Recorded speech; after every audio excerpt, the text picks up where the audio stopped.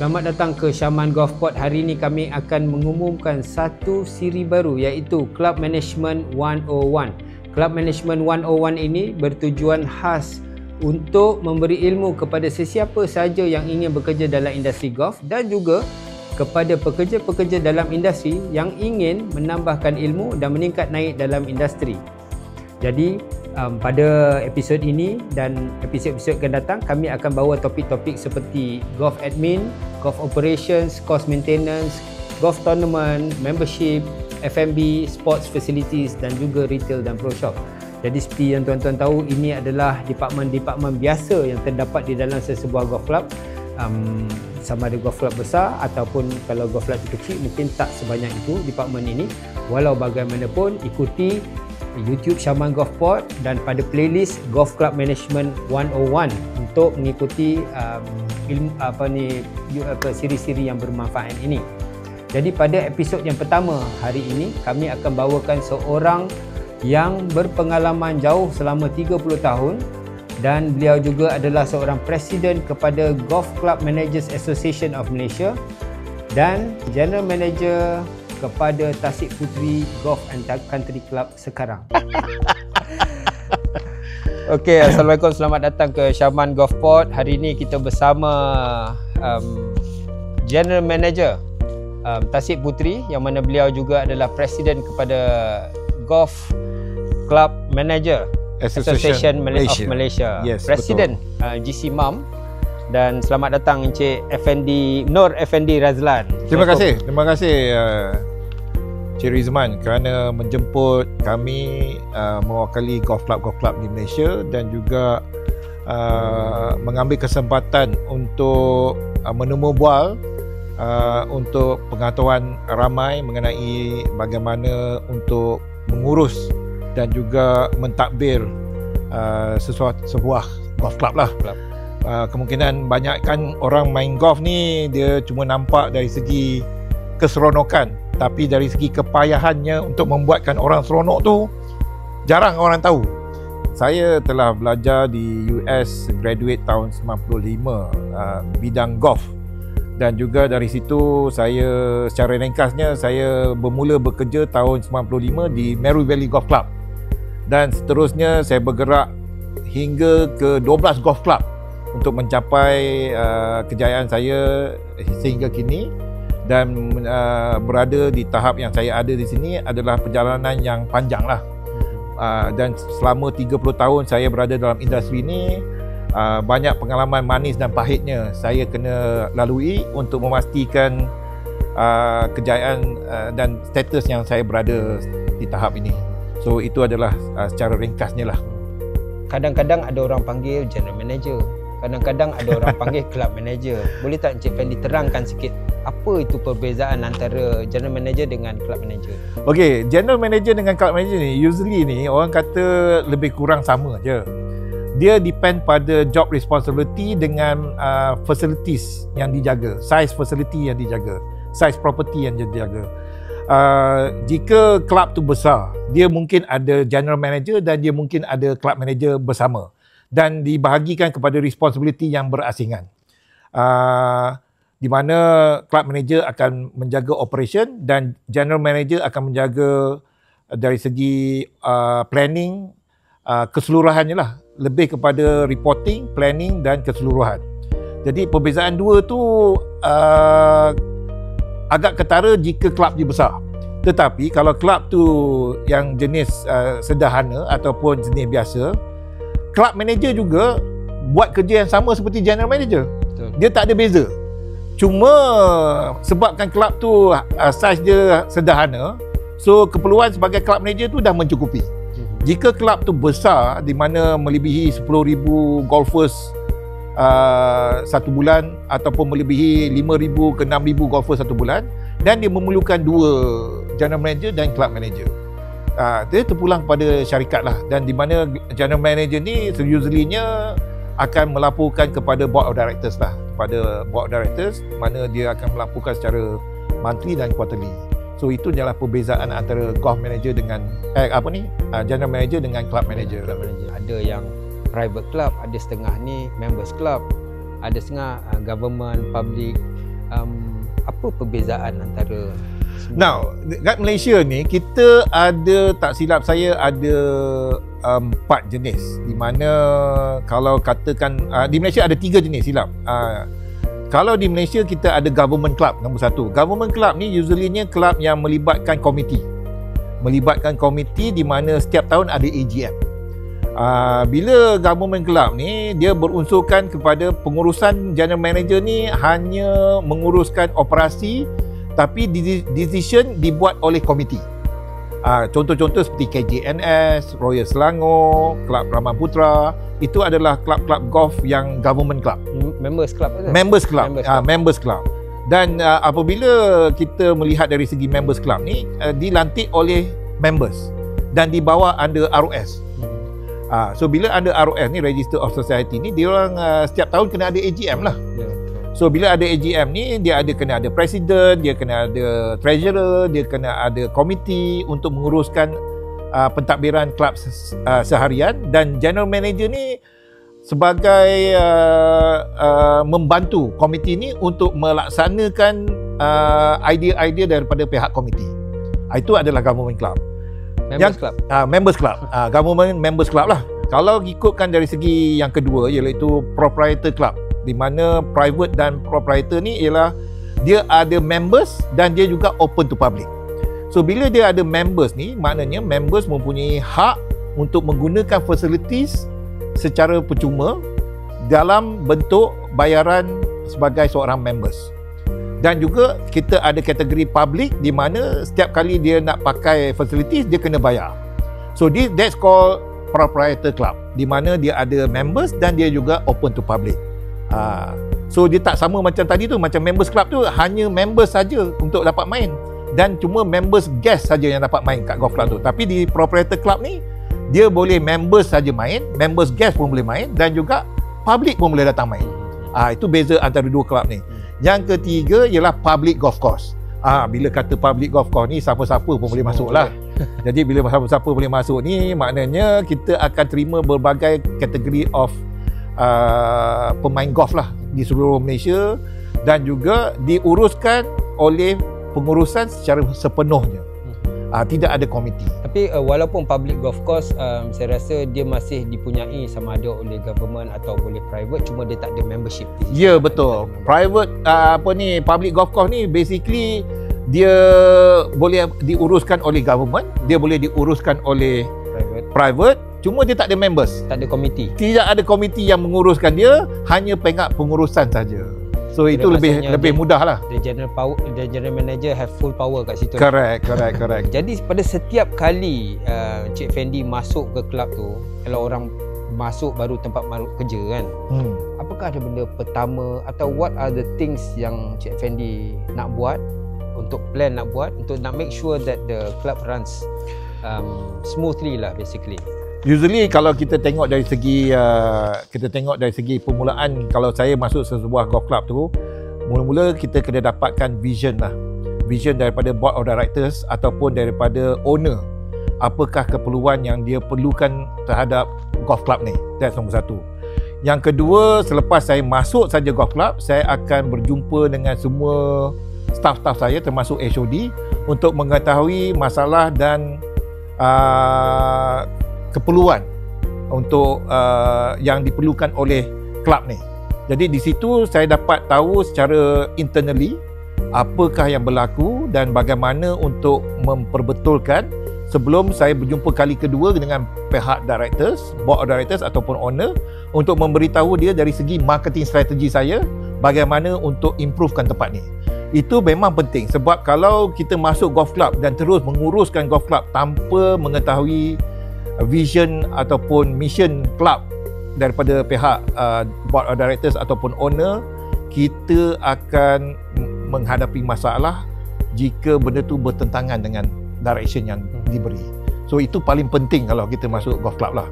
Macam mana nak menguruskan staff-staff dan memastikan mereka selalu mengikut arahan Cik Fendi lah senang cerita. Okey, kalau ikutkan dari segi pihak pengurusan, bila kita menguruskan kelab-kelab ni, terlebih yang paling penting ialah kita punya arahan, direction tu mesti very clear, very detail and very clear.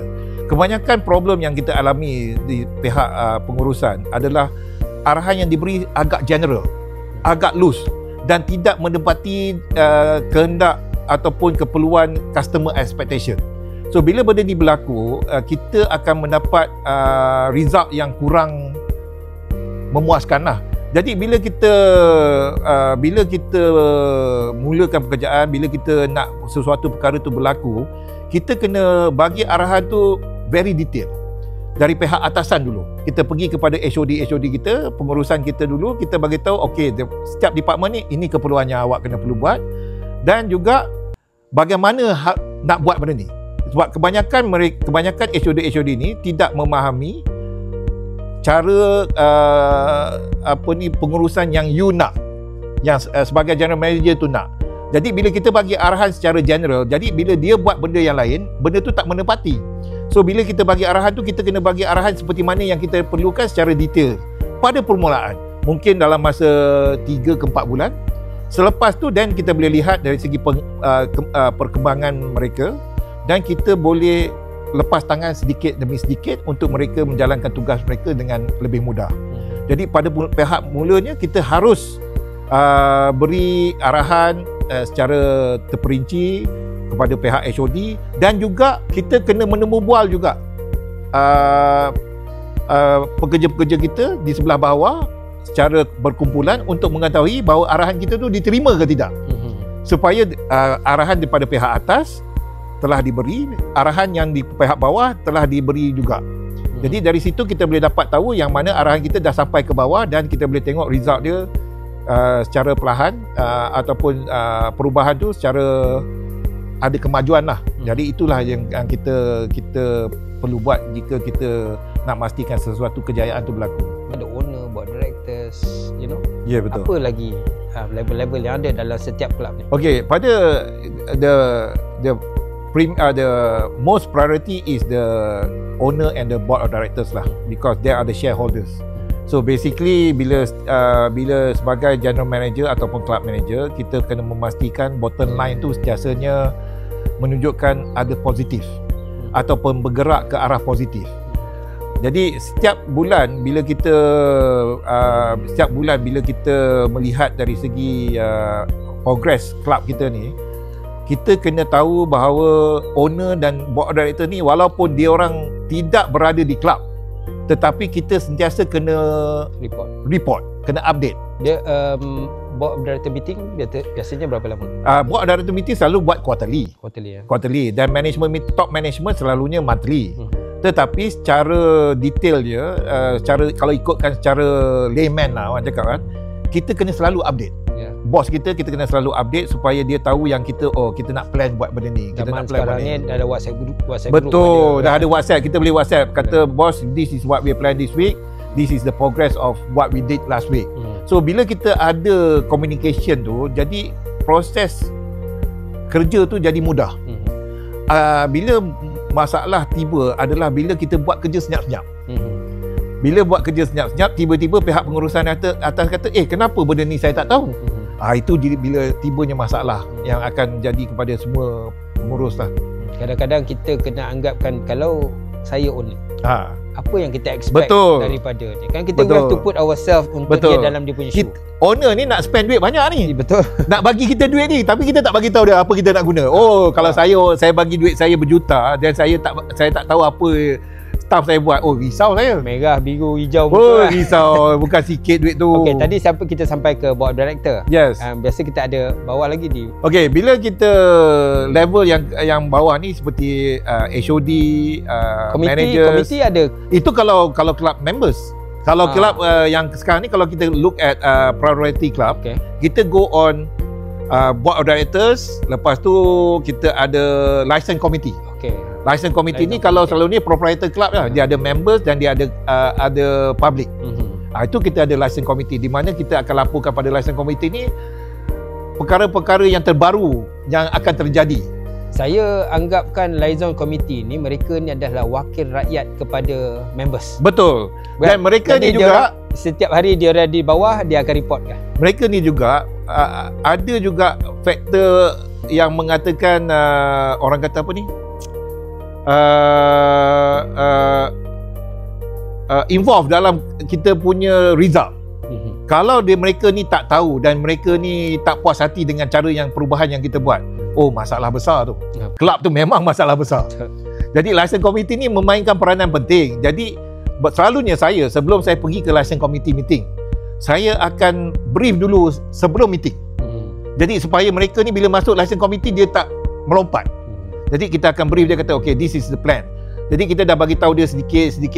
So bila kita masuk license committee tu, kita jadikan benda tu official.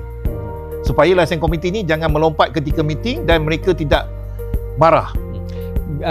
Liaison committee ni biasanya mereka ni adalah seorang yang lebih mudah untuk didekati. Betul. Sebab dia orang ni selalu ada. Setiap hari dia ada kat golf club. Sebab tu kita kena jumpa dia. Kita kena jumpa, kata oh kita planning nak buat macam ni. So nanti bila license committee I akan update lah secara official. Betul. So bila benda tu kita ada komunikasi macam tu, proses perjalanan tu jadi mudah. Bila kita buat kerja secara senyap, tiba-tiba je kita nak bagi toleransi, kita nak buat macam ni tanpa bagi tahu mereka, dan mereka juga tak bagi feedback daripada pihak members, apa feedback members kalau kita buat perubahan ini. Itu akan jadi masalah. Selalunya bila masalah kelab ni terjadi bila kita buat senyap dan member tak tahu, tiba-tiba dapat benda baru. Dia kata ni member tak setuju ni. Jadi member tak support. Bila member tak support, result tak ada. Dalam golf club ni berapa department? Standard lah. Okey, standard kalau kelab yang besar kita ada lebih kurang 10 ke 12. Di mana melibatkan golf, F&B, sports, finance, HR, building maintenance, housekeeping, ada lagi lah, berbagai lagi lah. Tapi kalau kelab yang kecil, selalunya dia gabungan. Satu orang tu jaga 2 department. Dia depend kepada kelab masing-masing. Tapi kalau kelab yang established, usually-nya tak kurang daripada 9 ke 12 lah. Selalunya setiap department tu ada dia punya membership department kena ada, marketing department kena ada. So semua department ni memainkan peranan dan harus berjumpa seminggu sekali. Dan ramai orang luar kat sana tak tahu what is our income stream, dari mana pendapatan kita. Betul. Dan mungkin sedikit kat mana kita punya operation cost kita. Okey.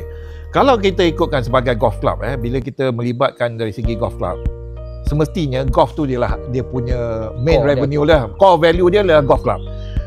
Yang kedua, main revenue yang kedua adalah F&B.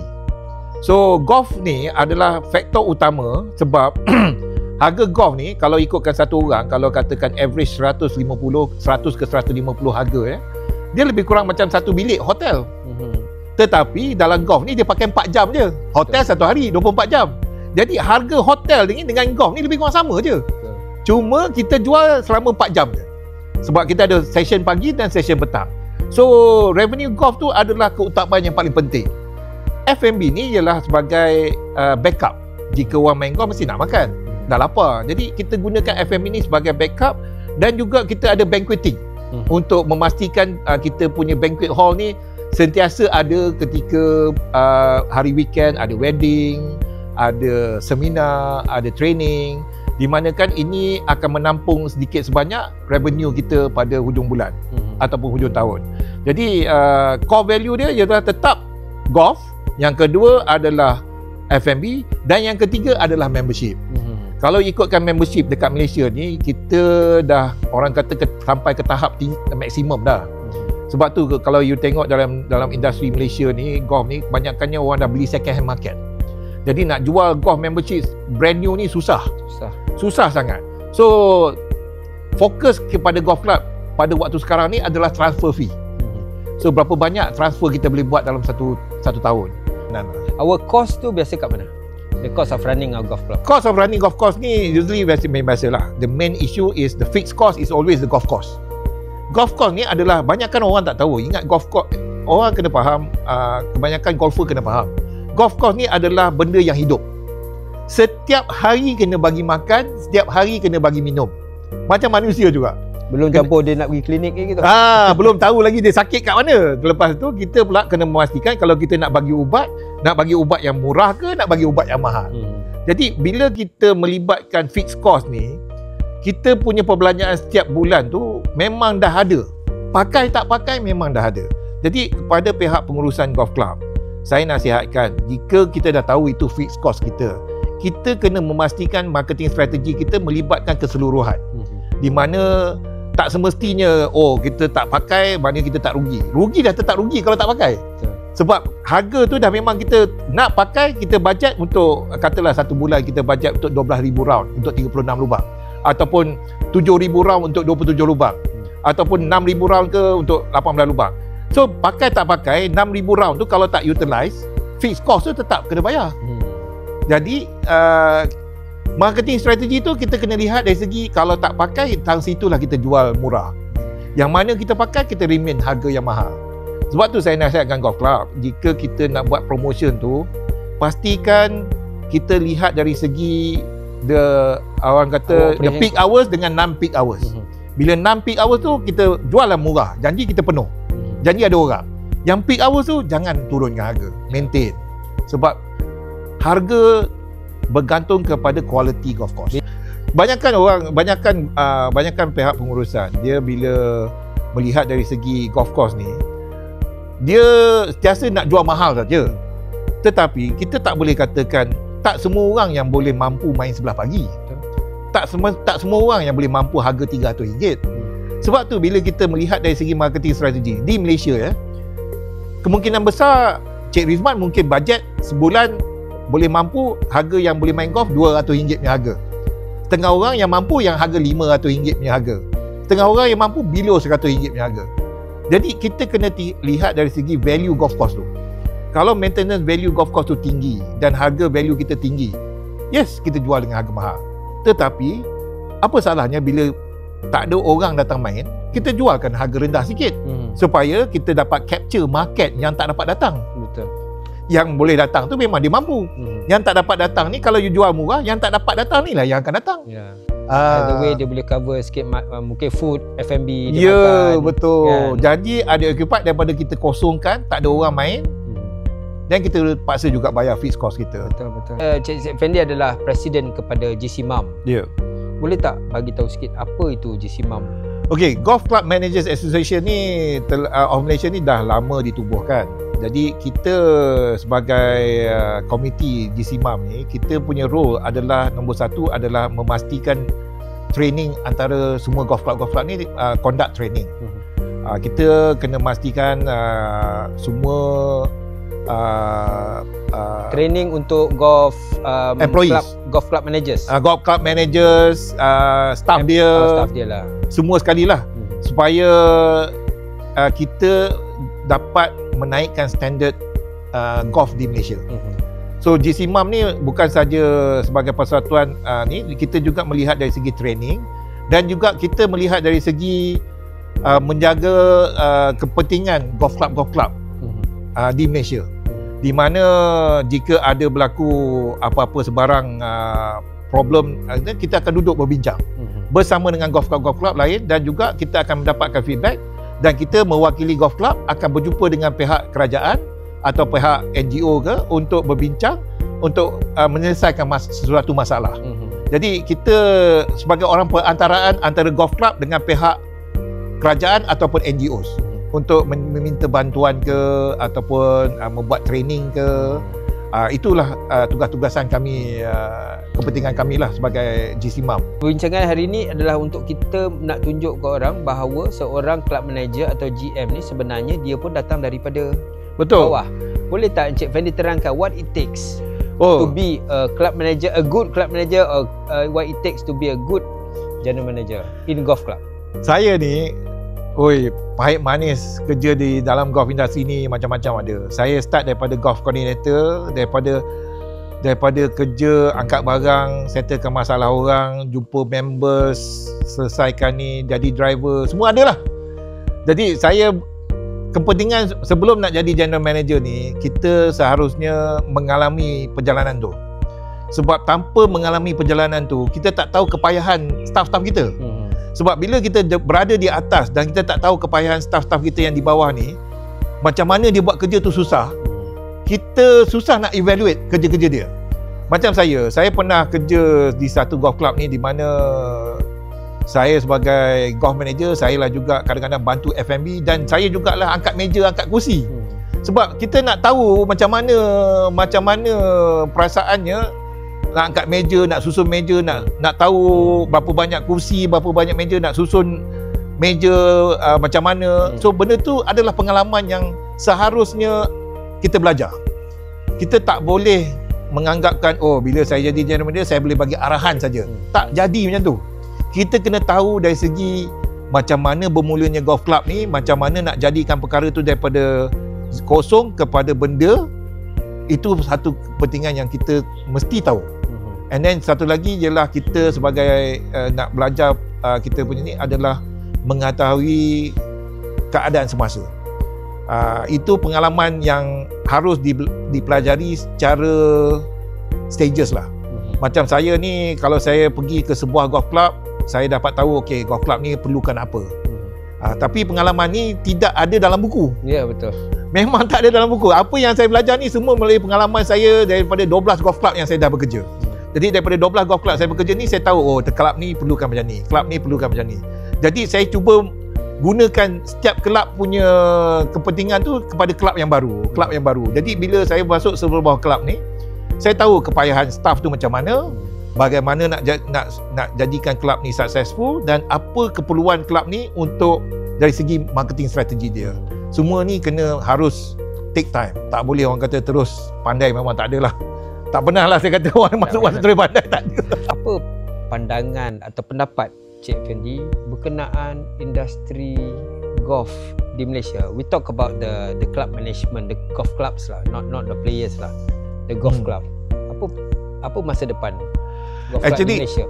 Golf industry di Malaysia ni masih lagi jauh daripada di luar negara. Kalau kita bandingkan dengan US, dengan Europe, kita ni actually 5 ke 10 tahun behind dari segi teknologi dan dari segi marketing strategi kita. Kita banyak lagi boleh improve kalau ikutkan dari segi strategi marketing lah. Masalah yang kita hadapi adalah kita terlampau orang kata downgrade golf course kita. Kalau ikutkan di Malaysia ni, golf course kita ni secantik seperti luar negara juga, tetapi kita punya evaluation harga tu agak rendah. Jadi bila harga kita agak rendah, tahap industri golf ni bergerak agak perlahan. Macam contoh hotel lah, kita ambil contoh hotel. Hotel ni bila dia kata kategori 5 star tu, dia dah ada harga dia. Bila kategori 3 star, kita tahu dah harga dia. Malaysia masih lagi belum ada status kategori macam tu. Ada pun atas sebab you cakap, I cakap. Tak? Kita tak ada pihak yang boleh mengatakan you dah status 5 star, you masih lagi status 3 star, you status 2 star. So tak ada yang pihak industri yang boleh mengklasifikasikan kita punya golf course ni sebagai macam tu. Jadi bila macam ni, ada yang golf course yang standard tinggi tapi letak harga terlampau rendah. Jadi kita benda-benda macam ni lah kita harus elakkan, dan kita harus maju ke depan. Di mana kalau ikutkan dalam waktu sekarang ni, selepas COVID, golfer yang baru-baru ni meningkat dengan banyak. Kalau you pergi driving range, ya Allah, penuh. Saya pelik, saya kata saya pergi Damansara punya driving range. Saya ni suka pergi tengok. Saya pergi Damansara, saya pergi Kuasa, saya pergi dekat Seremban, saya pergi dekat sini pun saya pergi. Semualah saya pergi tengok. Kebanyakan driving range, orang-orang baru main ni dah ramai. Semua orang cakap dia start lepas COVID. Yes. Dan benda ni dah jadi satu trend. Dan dulu kita tengok perempuan jarang main. Betul. Sekarang dah ramai. Dah jadi satu social media punya trend. Yes, betul. Jadi bila dah jadi social media trend, dan kita tengok dari situ, kita punya bisnes tu boleh meluas lagi. Cuma harapan saya kepada industri golf ni, janganlah kita letak golf ni sebagai terlampau rendah. Kita mesti ada harga yang boleh kita sustain sama-sama. Kebanyakan golf club ni ada yang terlampau rendah menyebabkan golf club lain suffer. Kita kena letak harga setaraf dengan value for money lah. Okey. Terima kasih Encik Fendi untuk ilmu yang amat bermakna untuk kepada semua. Ini adalah episod sulung yang mana Encik Fendi sebenarnya saya boleh dikirakan antara yang put a direction to our future episode lah ni sebenarnya. Betul. Kan, sebab tu soalan-soalan yang kita bagi kepada Encik Fendi pun adalah lebih general. Ya. So that ini untuk kata bukan tips, dia punya guideline lah untuk ke arah yang lebih baik untuk kami. Saya pun berharap pihak Rizman dapat jemput saya masa-masa yang akan datang untuk berbincang lebih detail dari segi topik-topik yang spesifik lah. Boleh. Supaya pengetahuan ni boleh dipelajari oleh semua pengurusan golf club dan mengetahui sedikit sebanyak pengalaman saya dari segi topik-topik yang kita akan bincangkan masa depan. InsyaAllah kita buatkan secara rasmi mungkin yang mana kerjasama antara Syaman dan Golf Club GC Mam. Boleh. GC Mam. Boleh. Kita create one topic dan kita hidangkan topik-topik ni di dalam our channel so that you can use for future reference lah. Ini adalah reference untuk kepada semua staff lah. Mungkin pada rancangan-rancangan yang masa akan datang ni kita jemput lebih daripada satu manager, club manager daripada 2 golf club ke, untuk berikan pandangan berlainan.